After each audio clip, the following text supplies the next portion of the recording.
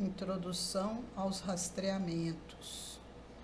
Rastreamento é um teste realizado em pessoas assintomáticas e que pertençam a uma população definida com o objetivo de selecionar indivíduos em dois grupos: aqueles que podem vir a ser beneficiados pela intervenção diagnóstica e terapêutica precoce e aqueles que não serão beneficiados.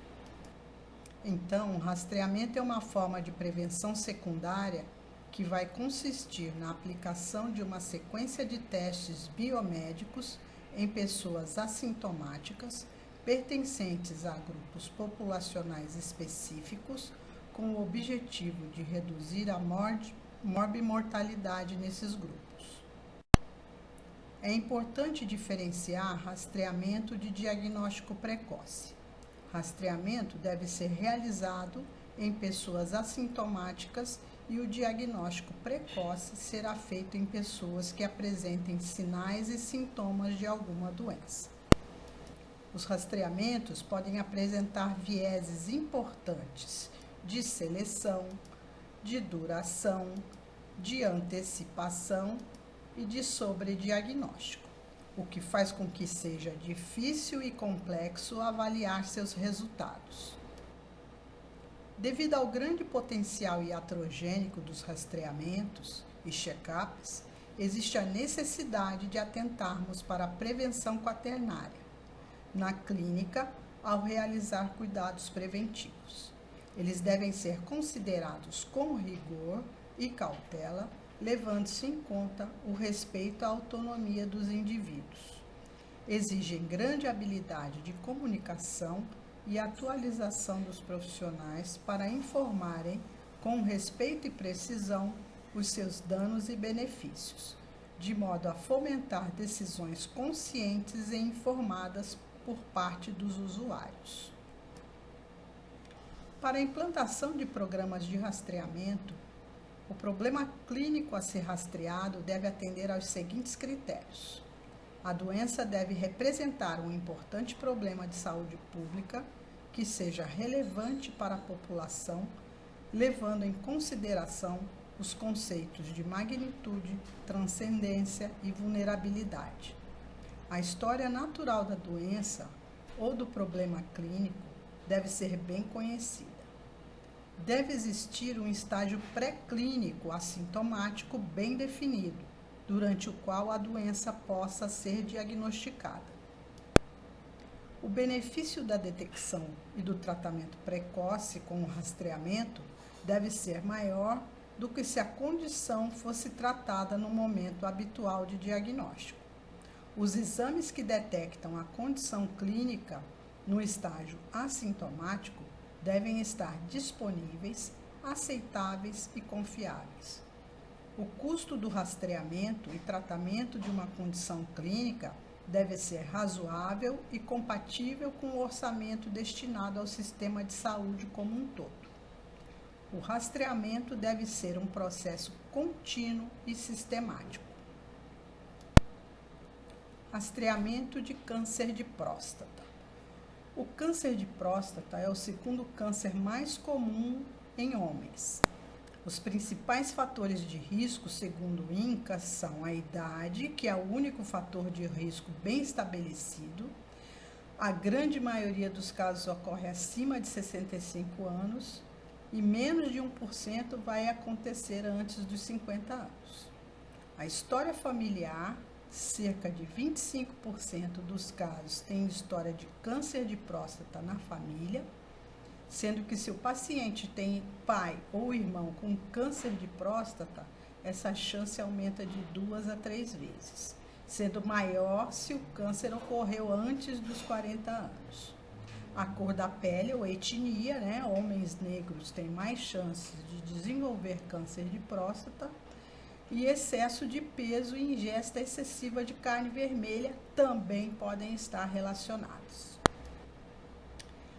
Essa imagem é baseada em pesquisas recentes e mostra o que acontece quando comparamos dois grupos de 1.000 homens com as mesmas características e riscos de desenvolver câncer de próstata.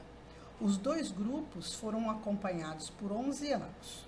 O da esquerda são homens que não realizaram qualquer tipo de rastreamento para o câncer, enquanto que os homens do grupo da direita realizaram PSA e toque retal sistematicamente. Após 11 anos de acompanhamento, podemos observar que o número de homens que morreram por câncer de próstata é o mesmo nos dois grupos, 7 homens. Contudo, no grupo que fez o rastreamento, 20 homens foram diagnosticados e tratados para o câncer sem necessidade, e 160 homens sem câncer tiveram resultado falso positivo e realizaram biópsia também sem necessidade.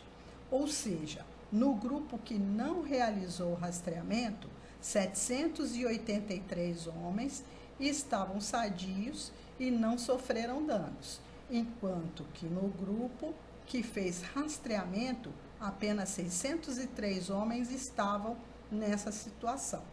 Assim, não há evidências robustas de que os benefícios do rastreio de rotina se sobreponham aos riscos.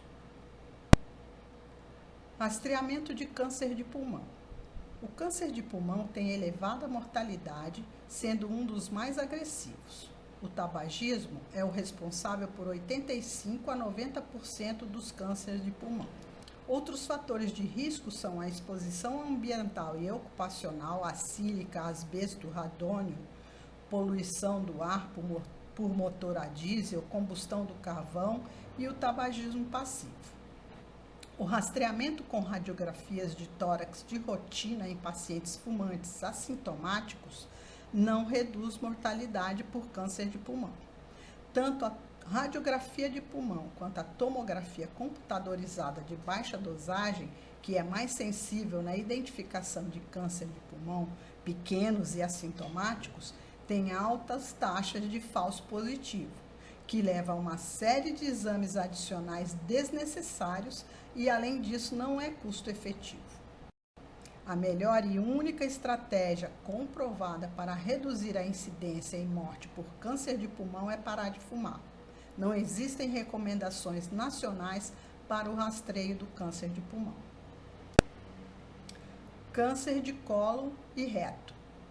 O câncer de cólon e reto ou colo retal, em países desenvolvidos, chega a ser o terceiro câncer mais comum em homens e o segundo em mulheres.